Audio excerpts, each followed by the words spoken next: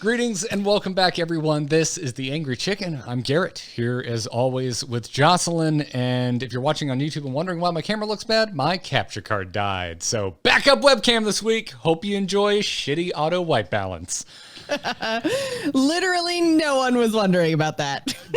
You don't understand how video audiences, or what they care about, at the very least. But what people really care about is out with the old, which I would call the worst meta in the history of Battlegrounds, and in with the new, because, Jocelyn, we are getting a balance patch this Thursday that is going to do what I think are some much needed balance tweaks for Hearthstone Battlegrounds.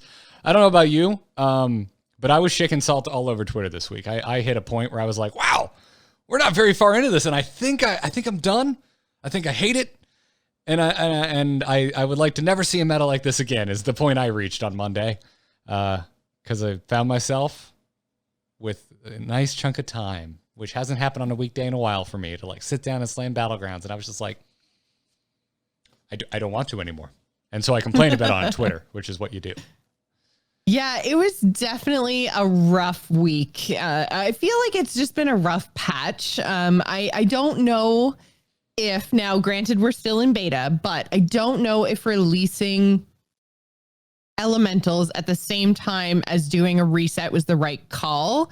Because I feel like the combination of me not loving the reset and the way the new ladder works combined with elementals, I was just like, table flip, I am done. I'm going back to standard, and that's all I'm going to play now. Get out of here, Battlegrounds. But now we're getting a patch. Now we're getting balance changes. So it's better. It was a lot at once, including the most broken hero in the history of the game. So it was quite a bit of stuff. So I'm stoked as hell to see this. And I like the direction of most of it. So let's get right into just what in the hell is changing with the biggest news of the week, which is Bartendotron has been removed or is going to be removed from the heroes pool. Yeah, I mean, it's so funny because I did not have my sights on this hero at all. You know, he wasn't the top, he wasn't the bottom.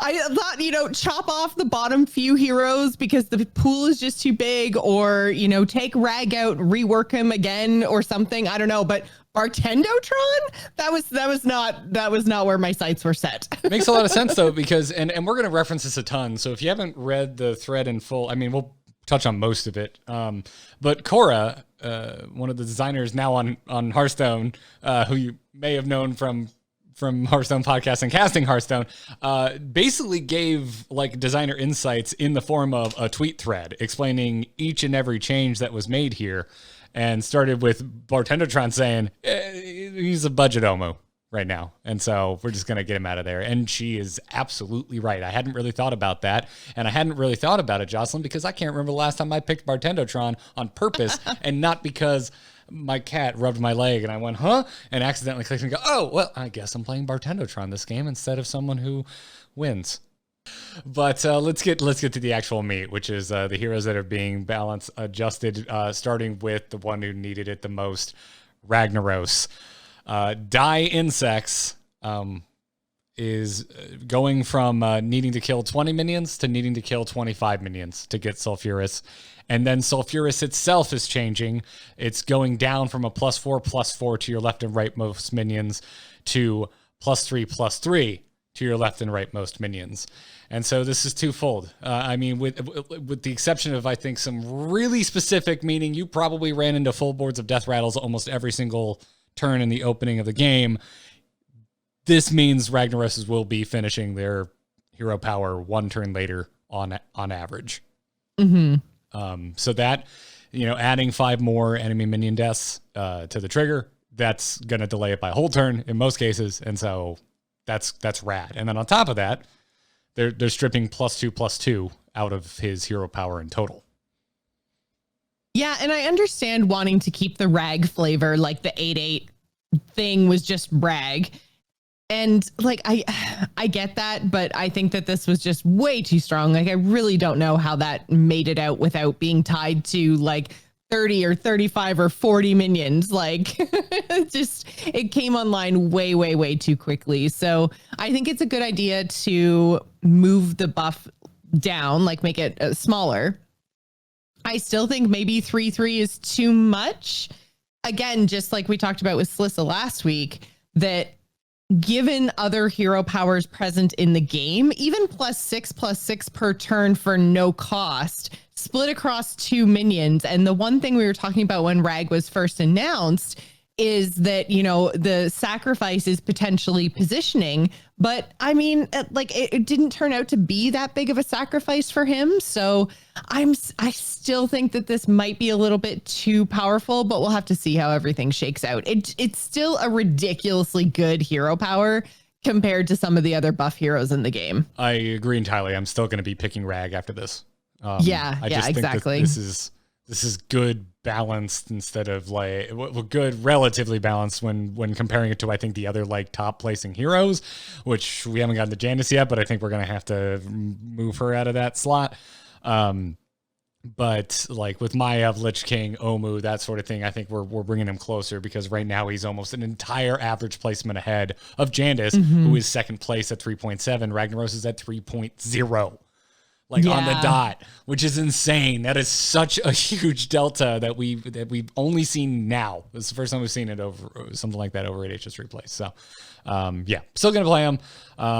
Cora said it in her tweets that originally in testing the hero power was kill 30 enemies, and they buffed him internally in what she called overshooting it. So that's interesting that it went from 30 to 20.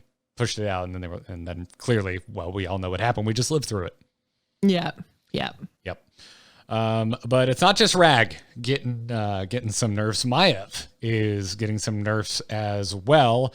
They're removing the health buff from her hero power. So I wouldn't be surprised if some of our listeners needed a reminder that she even buffs the minions, because to me, I look at that and go, okay, so I'm getting +1 attack, not +1/+1 like I did before when I would use her hero power to make a minion dormant and 2 turns later actually get the minion for only 1 gold.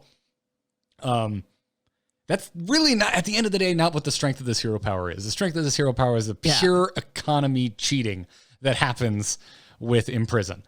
And so, yeah, and especially not even just the fact that you get to like freeze a minion, but then now that it doesn't impact the space on the board, you can just like do it every turn and you come out way further ahead. Even if you're like imprisoning something that you don't necessarily need, you can play it and sell it in a couple of turns and you haven't actually lost anything. Like there's no trade-off there, right? Like you get it for 1 gold, 2 turns later, you just sell it for 1 gold. It's an even trade, right?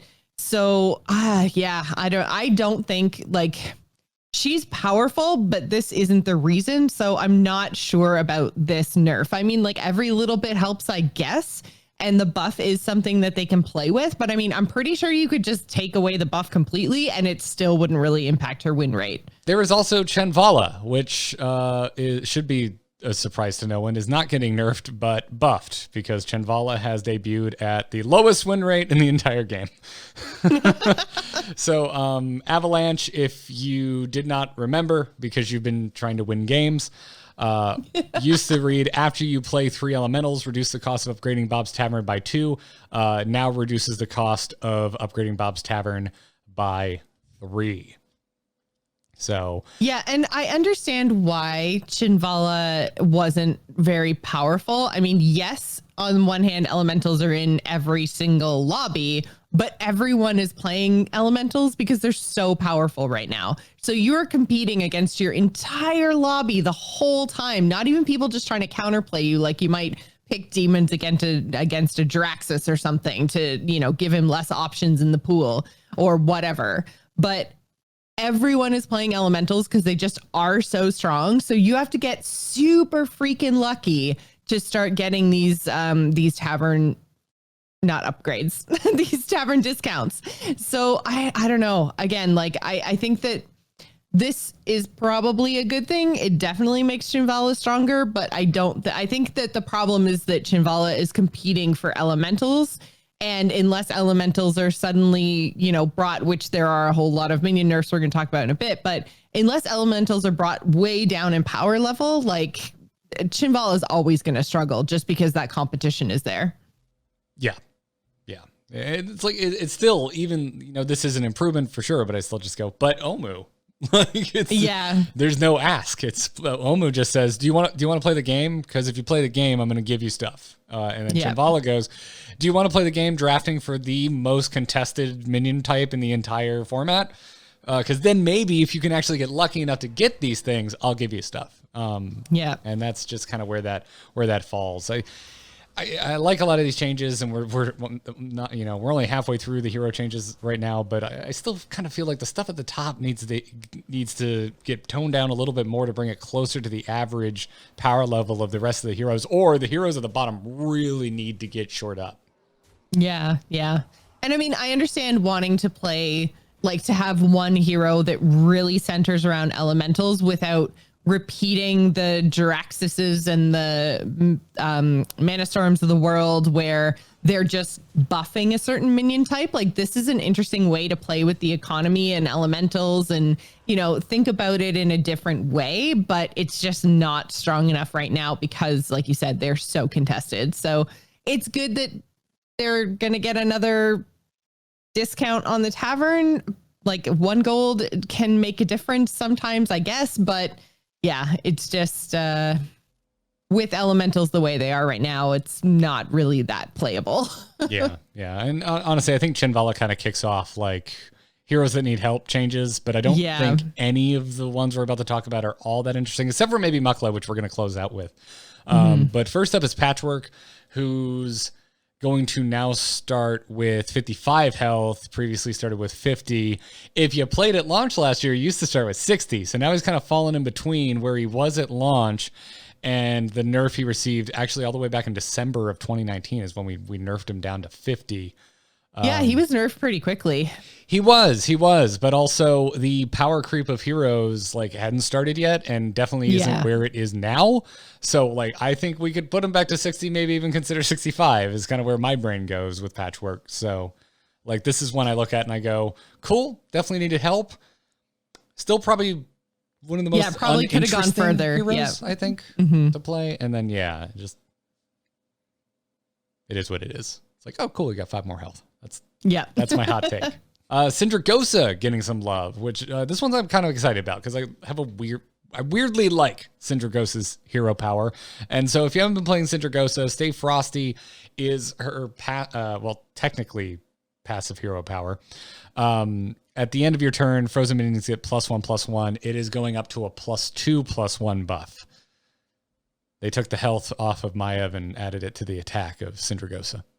Yeah, I don't really know why they don't just maybe play. I know that the health pool is something that is very Patchwork specific, but I wonder if that's a way to kind of shore up some of these hero powers that don't have that crazy power spike is okay, well, Syndragosa, she's not that powerful, takes a long time for stuff to add up. Maybe we just give her more health. So when she loses earlier on, it's not that big a deal. I wonder if that's a type of balance that we could maybe see with these characters. Cause I mean, it's good. She needed a buff, but I don't know. I don't know if this is enough. Again, I keep going back in my head to Rag and how technically his hero power comes online, turn 8. So he's not doing anything special in the first few rounds of the game. But then he doesn't have to do anything at all, and he's getting +6/+6. Syndragosa is getting, even if she freezes a board and there's 1, maybe 2 things that she wants to buy, she's still just barely getting to the point of the buffs that Rag gets, right? And the stuff that she freezes might not even necessarily be things that she wants to keep on her board because they might be things that she wants to cycle. That 6/6 buff that Rag gets every turn just sits there and stays there. And of course he's going to put the things that he wants to keep around on the ends to get buffed. I don't know. This still doesn't feel and it's probably because these are the direct buff heroes that we're talking about when we're talking about things like Syndragosa, which is why I can compare them directly to Rag. But this seems still a big ask compared to the way that Rag works. So I don't know. Yeah, am I way off? No, I mean, not to a certain degree. And again, last week we talked about, I think we all kind of came to an agreement that, not that they've explicitly said it, but I don't think they're trying to get all the heroes to be the same win rate. I don't think they're trying to achieve some parity between hero power levels. But at the same time, I totally see where you're coming from in that, like, and it's what I've been talking about this whole time, which is there's just a huge delta between like the average to terrible heroes and the ones that are amazing. And you know, this is the type of thing that you can do this on turn 1. You can get value out of this on turn 1. Well, technically turn 2 when you actually buy the thing that was frozen, it gets the buff, right? And so you need to meter this. But the problem is that you look at Ragnaros and you just go, well, how do I win in Battlegrounds right now? Well, technically right now it's Poisonous Divine Shield, but you win by scaling. The reason we need Poisonous Divine Shield is because otherwise scaling is the answer. And Syndragos' hero power, right? Just like it starts super powerful at the beginning of the game, and it's just this like downward slope, right? And the ones that are winning have the exact opposite. They're starting low and going high. And so, I mean, I still don't know if I'll pick her. It's better than it was, but I don't know if she's worth giving up like any other hero almost. Yeah. Except for Alexstrasza. But about King Mukla. King Mukla getting changed. Bananarama, if you were unaware, that is the name of King Mukla's hero power. Because of course it is. Now has a chance to give King Mukla a big banana that gives him minion +2/+2. So random chance to get a big banana. Who doesn't love a big banana? I mean, who doesn't? Sorry, I had to. I mean, when you're making your cereal in the morning, size matters.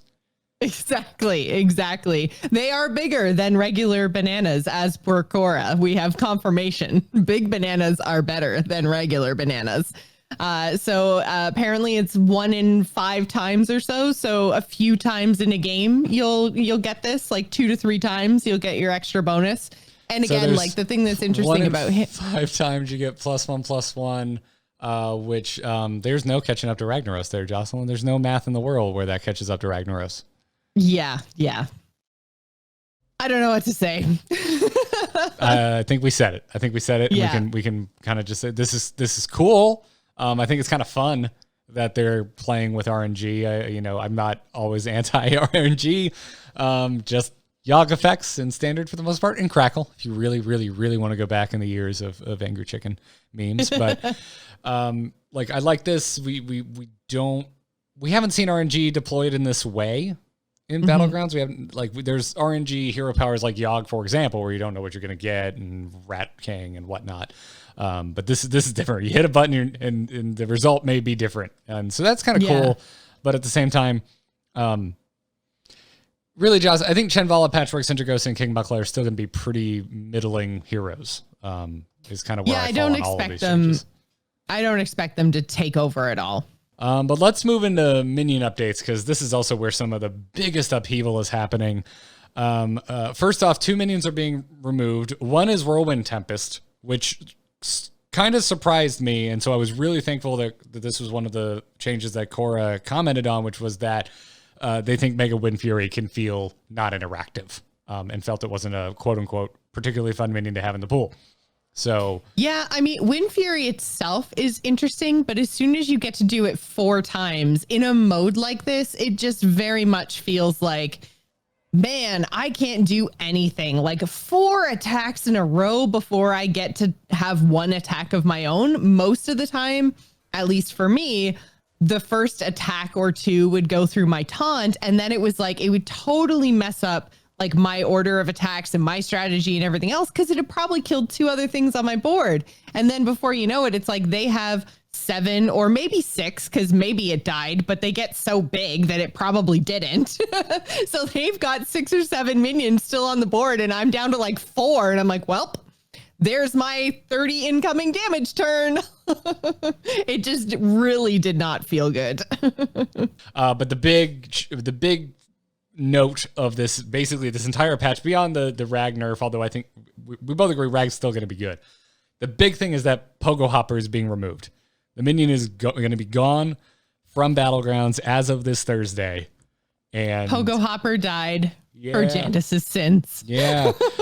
There's somewhere, Jocelyn, where I imagine a classroom scenario where Jandis is in the class listening to the teacher say, all right, you couldn't behave yourself, so we're getting rid of Pogo. And Jandis is like in the back of the class, and in the front of the class, you have Bran and Shutterwalk that just turn around and give Jandis the worst stink eyes you've ever laid eyes upon. It's really too bad because I think I would have rather they took a look at her hero power and how it worked and, maybe removed the buffs or something when it goes back into the tavern or, I don't know how they could have done it, but Pogo Hopper was always an interesting, fun, meme decision. It was, a fun play style, something you could do with Bran and Shutterwalk. And it makes me sad that, because the way her hero power worked, that minion, which is interesting and fun, can't exist in the mode. So I don't know. This wouldn't have been my call. My call would have been to try to balance Jandis a little bit better as opposed to remove Pogos from the pool. But, at least now, Jandis and Pogos was not fun to play against. Now we just have to contend with Jandis and Elementals, which I think is also an issue. So,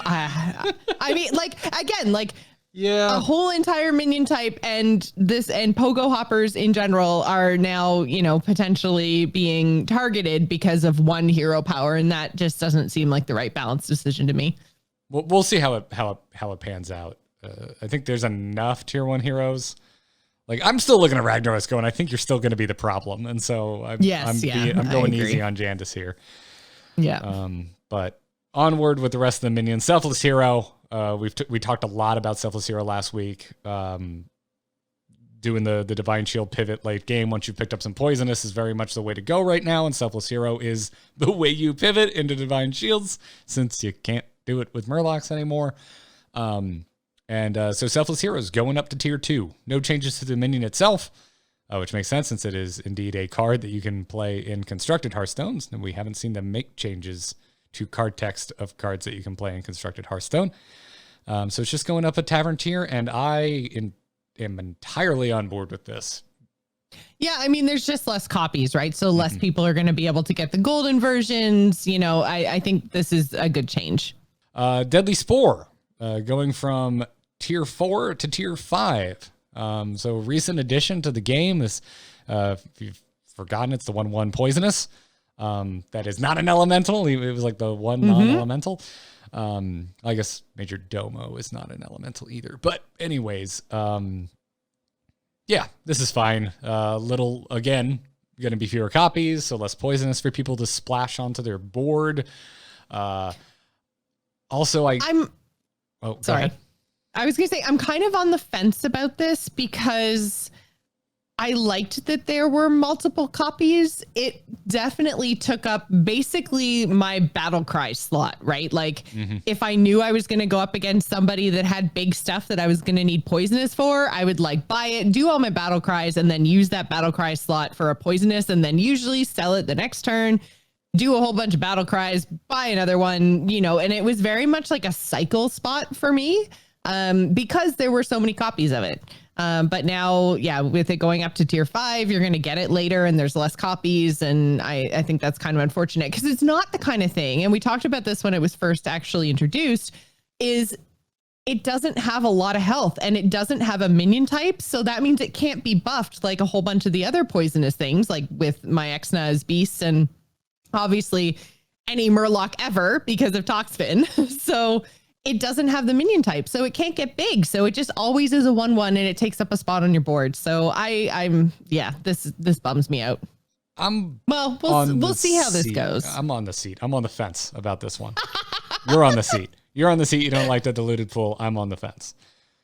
So anyways, Salty Looter, getting a 1/1 buff, staying at tier 3. Used to be a 3/3 that gained +1/+1 when you play a pirate, but now it's a 4/4. It needed help. I'm not sure this is enough. Yeah. But a little bit more attack and health. It'll live longer. It starts bigger. Good job. It's definitely a buff. I don't know if it's enough, but it's definitely a buff. Yeah. This is where I start to like the direction of the changes, but I don't think I think we have started a journey. I don't think we're at the destination yet with pirates.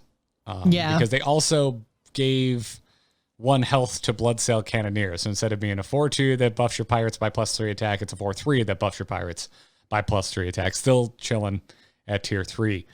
And why do we care how much health he has? He's not a pirate that I keep on my board. Well, eventually they're going to change Jandis the way that you want her to be changed, and then you will keep him on your. I don't know. I'm being a jerk. Yeah. Again, this is like, I'm glad that they're looking at pirates. I don't think this is even close to pushing the needle enough. Yeah. But yeah, this is where I go, oh, okay. All right. Thank God you're looking at them. But then you went and buffed elementals. So party elemental is going from a 2-2 to a 3-2. I will say, where elementals lack, it feels like the early game to me. Like, yeah, I have actually gotten the party rock combo, and it feels kind of pathetic in the early game. It doesn't really go very far. If you don't find it like immediately, like you towering up the 2 and the next roll isn't both of those minions, it takes too long to get going. Yeah, but if you do get both of those minions, then it's awesome, which is what makes me kind of like, did we really want to buff this? Like, I feel like elementals having a bad early game is kind of okay. Yeah. It's interesting. An Arcane Assistant also getting an extra health, going from a 3-2 up to 3-3. So similar to Bloodsail Cannoneer, it's just that it's in a minion type that I think is top tier as opposed to bottom tier, which is where I think Pirates lies right now. Mm-hmm. But interesting stuff. I'm interested about your thought on this one, Joss. Major Domo, Executus. Used to be where at the end of your turn, it would give your leftmost minion +1/+1 for each elemental you played this turn. They changed the wording to read at the end of your turn, give your leftmost minion +1/+1, repeat for each elemental you played this turn. This raised some eyebrows, my own included. I was like, wait, is this just a change of wording? No, in fact, Executus will be giving +1/+1 to your leftmost minion, whether or not you did a damn thing on that particular turn. So you don't have to play any elementals. You at least get a +1/+1, and then you get additional +1/+1s for each elemental that you played this turn. That's the change here. And I'm kind of curious what you think about this one, Joss. Just a little guaranteed value out of Executus. Yeah, that makes a lot more sense, because at first I read this and I read it 3 or 4 times and I was like, I don't understand what this changes. And the only thing that I was thinking is because the lag right now is so bad, and they introduced a change, but it hasn't gone away completely. And often it has to do with just like any kinds of minions that end up with these big buffs, right? So the more buffs you play, the more lag you get. And then so I'm like, if this has been changed and so we see the 1/1 buff over and over and over again, I saw that, I was like, why would you do that? Like, so I really hope that this is a count in the background and only buffs once. Otherwise, we're just compounding that buff lag issue. But in terms of how it functionally works, I think this is, again, much, much better because you're getting something guaranteed. Even if you have some bad rolls and you don't find any elementals, you don't have this minion sitting on your board, which also is not an elemental itself, just sitting there doing nothing, right? Like, it has no minion type, so it's very hard to make it grow. So it's basically always going to be a 6/3, which is really bad at Tavern 4. So you don't really want that for the 6/3 body, right? You want that for the buffs that you're getting. And I mean, I don't know about you, Garrett, but I have not often picked this guy. Yeah. Of all the things, he's the weakest of all the elemental things. We have raised a lot of eyebrows with the changes today. This is the one where I go, yeah, this makes sense. Because there's been a lot of times where I have picked him up because I had a fairly strong elemental board and I wanted to keep pursuing it. And then the thing that has happened to me all but like one time I went elementals kept happening, which is, everyone else went elementals too, and high rolled in the late game elementals, and there's nothing in the draft. I can't find any more elementals. So I just got like no value out of this card. And while +1/+1 is still not really worth the 3 gold, it is better than nothing. So I like this change. This really felt this was a feel bad minion for sure. If you bought Yeah. it and then you never found another damn elemental, at least you're going to get something for your trouble before you give up on your elemental dreams and throw Major Domo back. Yeah. So yeah, I like this change. And then we talked about little rag going to 6, needed to happen, going to happen, help quite a bit with those high roll elementals. But then we didn't really spend much time talking about the fact that Genie is coming down to tier 5. And losing quite a bit of attack and health in the process. Used to be a 6/8, going to be a 4/5. But you kind of want Genie to die because you want the death rattle. Certainly not going to be doing as much damage as he did before with 2 attack missing. But at the end of the day, you're still going to be reaping the value benefits that you always wanted out of Genie, which is just getting a free elemental added to your hand for your next turn once he dies.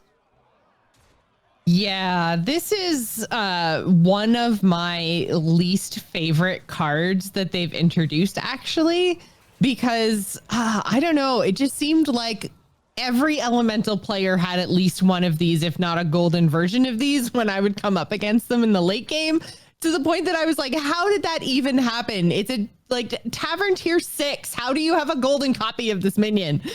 Because it's so gross. Like, it's giving you not only a minion in your hand, which is already good, but it's a minion in your hand of a very specific type, which you're basing your comp around, and it's the best minion type in the game right now. So I hate this card. I hate it. And it's my own personal, it's not the strongest thing that's ever entered Battlegrounds, but it's my personal Gur-Arg moment. Yeah, I totally see where you're coming from with this, and the synergy is pretty high. It's just that the synergy came online. And if they have Baron, thank you, King Dupless in the chat room. If they have Baron, it's even worse. If you have board elementals space. everywhere. If you have board space. Yeah. Which this has taunt, so it's in a lot of cases you don't. But yeah,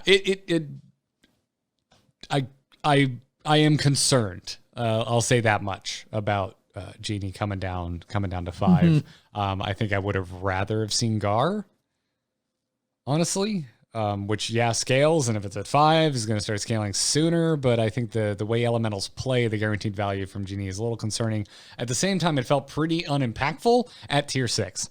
It felt like by the time you actually found Genie, if you were going elementals and started playing him, it was not. It was really, you'd already won the game anyway. Actually, yeah, kind of, sort of. Or that's what it came down to. Is like you had in the early weeks, it was like, well, elemental v elemental were the final lobby, and it felt like Genie elemental board lost to whatever the other elemental board was. At least in my play, it's like, oh, you found one more little rag, and I found a little rag and a Genie. The double little rag wins.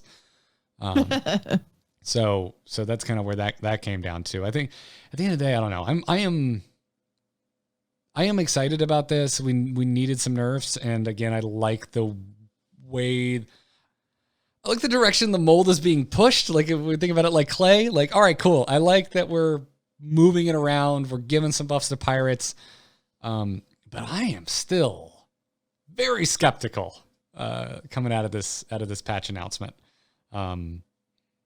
I'm willing to give it a chance. I'm willing to see how it feels and where it goes over the coming couple of weeks. But this coming from, like we said, off the top of the segment, that this feels like the worst Battlegrounds has felt. And I don't think either one of us prior to now has had a table flip, I'm done with the mode type moment. And I know I definitely did over the past couple of weeks because of, like I said, the combination of the ladder changes as well as this balance patch, and the introduction of elementals just felt so bad compared to, what I knew the mode to play like. And so I don't know. I don't know if this is enough, but I'm glad they did something, and I'm glad that they acted quickly, especially since the elemental minion type was so new to the mode. I'm glad that they weren't just like, no, we want them to be super powerful. Let's just keep them the same, play with them a while. You'll figure it out. I'm glad that they recognized, like, nope, this is bad. It feels bad. Too strong. Let's change things. Yeah. I I don't mind overall where the power, because I think elementals, now that it's worn off a little bit and not everyone's just chasing them, like dragons are a little behind, but have a chance. Big demons can, I've seen some weird juggler demon comps like go the distance. You need to, again, like everything else, you need to kind of get it online kind of early, but there's ways for other compositions to get there. So I really am just looking at pirates and I'm looking at mechs going, all right, we need to figure this out. Cause like right now, what my favorite thing about Rag is, Joss, like obviously I'm picking them every time and I realize I'm being a degenerate by doing so. But my favorite thing is that I can go mechs and that with Rag, mechs scale and can do it. But without Rag, they can't. They really can't. Yeah. They don't have a chance. They can get Divine Shield, but they cannot get poisonous without Amalgam. And so there's just like really not an end game. They can't scale enough and they can't get poisonous. So they're kind of out in the wind.